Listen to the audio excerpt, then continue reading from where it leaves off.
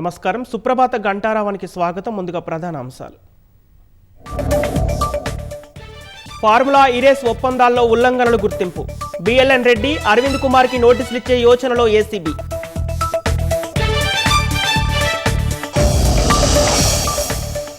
సంధ్యా theatre ఘటన, benefit show, ticket ధరల పెంపు రద్దుపై చర్చ.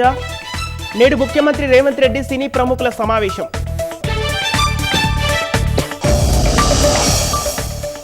జనవరి 3న క్లీన్ అండ్ గ్రీన్ ఎనర్జీ పాలసీపై అంతర్జాతీయ సదస్సు. 2030 నాటికి 20,000 మెగావాట్ల ఉత్పత్తి లక్ష్యమన్న బట్టి. ఉమ్మడి ఖమ్మం జిల్లాలో నత్తనడకన ఇందిరమ్మ యాప్ సర్వే. సాంకేతిక అడ్డంకులు, సర్వర్ సమస్యలతో తప్పని తిప్పలు.